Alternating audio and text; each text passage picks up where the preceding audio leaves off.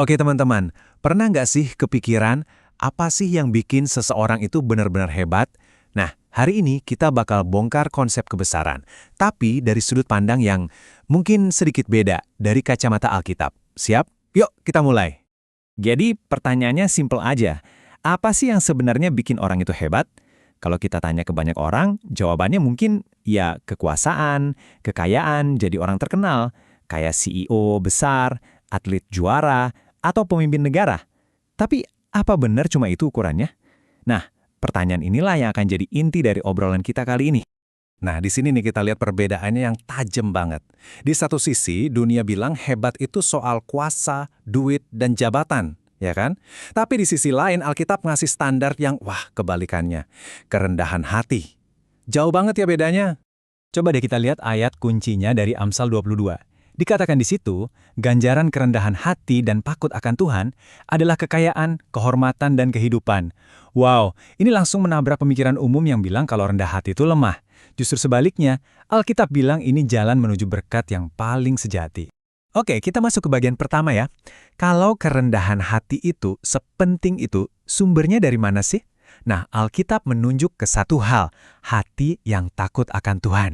Ini bukan takut kayak nonton film horor ya, tapi lebih kerasa hormat, rasa kagum yang luar biasa sama kebesarannya. Inilah fondasinya. Ini nih pola pikir orang yang rendah hati. Kenapa mereka nggak sombong? Jawabannya simple. Karena cara pandang mereka beda total. Mereka sadar kalau hidup ini hadiah. Semua kemampuan yang mereka punya, itu dari Tuhan. Semua kesuksesan, itu juga berkat dari Tuhan. Kalau udah begini cara mikirnya, ya nggak ada lagi ruang buat sombong, yang ada cuma rasa syukur. Oke, dari cara berpikir, sekarang kita geser ke tindakan. Soalnya, kerendahan hati itu bukan cuma perasaan pasif aja loh, ini adalah pilihan yang aktif. Dan wujud nyatanya apa? Melayani orang lain. Yuk kita lihat lebih dalam. Nah, ini perbandingan yang jelas banget. Di satu sisi, ada hati yang sombong. Maunya apa? Dipuji, dihormati, dianggap paling hebat. Fokusnya ke aku, dan aku. Tapi lihat sisi satunya, hati yang rendah hati.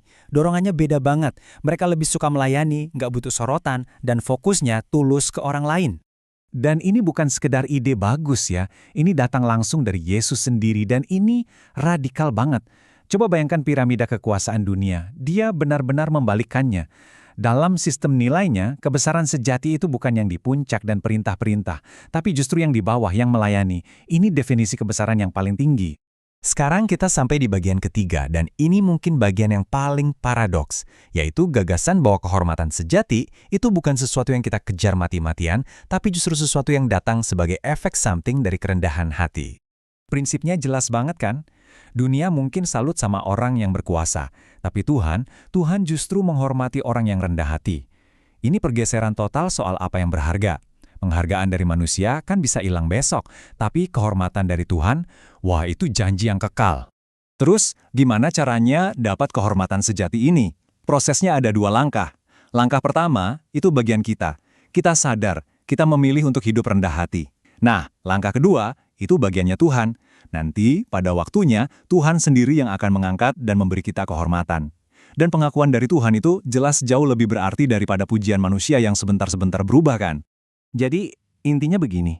Kebesaran sejati itu nggak perlu teriak-teriak, lihat aku, hebat kan aku. Nggak perlu. Kebesaran sejati itu nggak cari panggung. Justru, dia bersinar dari dalam, lewat karakter yang rendah hati. Malah, kerendahan hati itulah bukti paling kuat dari karakter seseorang. Nah, semua ini akhirnya kembali ke kita masing-masing. Pertanyaannya bukan lagi, penting nggak sih rendah hati itu? Jelas penting, kita udah lihat tadi. Pertanyaan yang sebenarnya adalah bagaimana kita bisa mempraktekkan kerendahan hati mulai hari ini juga. Ini tantangan buat kita semua. Makasih banyak ya udah menyimak pembahasan kali ini.